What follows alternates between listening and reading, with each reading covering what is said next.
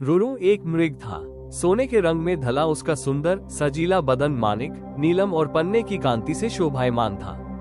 मखमल से मुलायम उसके रेशमी बाल, आसमानी आंखें और तराशे स्फटिक से उसके खुर और सींग सहज ही किसी का मन मोह लेने वाले थे। तभी तो जब भी वो वन में चौकड़ियां भरता, उसे देखने वाला हर कोई आह भर उठता। जाहिर है कि रुरु एक साधारण मृग नहीं था। उसकी अप्रतिम सुंदरता उसकी विशेषता थी, लेकिन उससे भी बड़ी उसकी विशेषता ये थी कि वह विवेकशील था और मनुष्य की तरह बातचीत करने में समर्थ था। पूर्व जन्म के संस्कार से उसे ज्ञात था कि मनुष्य स्वभावतः एक लोभी प्राणी है और लोभवश वह मानवीय करुणा का भी प्रतिकार करता आया है। फिर भी सभी प्राणियों के लिए उसकी करुणा प्रबल थी और मनुष्य भी उसके करुणा भाव का अपवाद नहीं था। यही करुणा रुरु की सबसे बड़ी विशिष्टता थी। एक दिन रुरु जब वन में स्वच्छंद विहार कर रहा था तो उसे किसी मनुष्य की चीत्कार सुनाई दी। वो आवाज के पीछे पीछे घटना स्थल पर पहुंचा। वहां की पहाड़ी नदी की धारा में उसने एक आदमी को बहता हुआ पाया। रुरु की करुणा सहज ही फूट पड़ी। वो तत्काल पानी में कूद पड़ा और डूबते व्यक्ति से कहा, मेरे पैरों को पकड़ लो। डूबता व्यक्ति अपनी घबराहट में रुरु के पैरों को न पकड़कर उसके ऊपर सवार हो गया। नाजुक रुरु उसे झटककर अलग कर सकता था, मगर उसने ऐसा नहीं किया। अपितु अनेक कठिनाइयों के बाद भी उसने उस व्यक्ति को अपनी पीठ पर लादकर संयम और मनोबल के साथ किनारे पर ला खड़ा किया।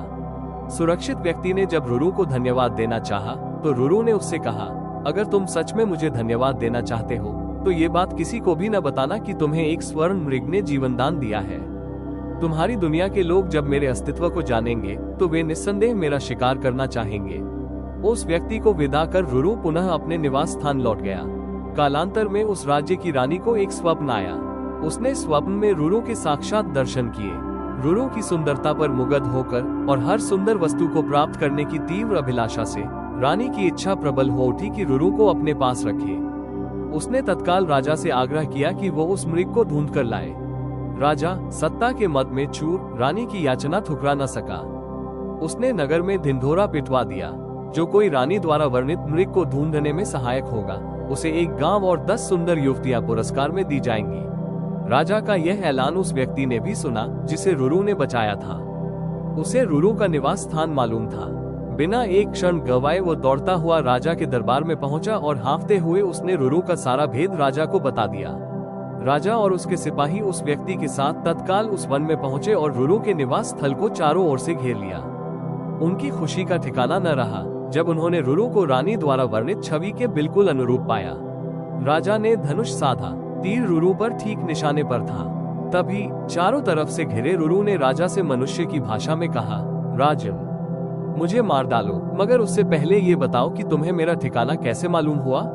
राजा ने तीर को मोड़कर उस व्यक्ति की ओर कर दिया जिसकी जान रुरु ने बचाई थी। तब रुरु ने दुखी होकर कहा, निकाल लो लकड़ी के कुंदे को पानी से, पर मत निकालना कभी एक अकृतज्ञ इंसान को। राजा ने रुरु से उसके संवाद का आशय पूछा।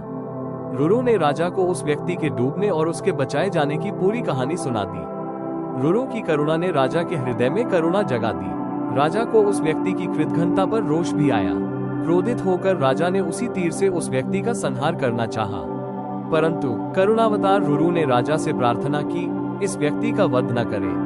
रुरु की विशिष्टताओं से प्रभावित होकर राजा ने उसे अपने राज्य में आने का निमंत्रण दिया। रुरु ने राजा का अनुग्रह स्वीकार कर कुछ दिनों तक उसके आतिथ्य का आनंद लिया और फिर अपने निवास स्थान लौट गया। इस कथा का निष्कर्ष ये है कि करुणा और दया चाहे किसी भी परिस्थिति में हो, मनुष्य और समाज को महान बनाती है। रुरु ने अपनी अप्रतिम करुणा और निस्वार्थता से यह संदेश दिया कि दूसरों की सहायता करना एक उच्चतम गुण है, भले ही उसका प्रतिफल कृतघ्नता ही क्यों न हो। वहीं ये भी स्पष्ट हुआ कि कृतघ्नता मनुष्य का एक ऐसा अवगुण है जो उसे पतन की ओर ले जाता है। राजा का हृदय परिवर्तन ये दर्शाता है कि करुणा और विवेक से सबसे कठोर हृदय को भी बदला जा सकता है। अंततः करुणा और क्षमा जैसे सद्गुण मानव जीवन को सच्चे अर्थों में मूल्यवान बनाते हैं।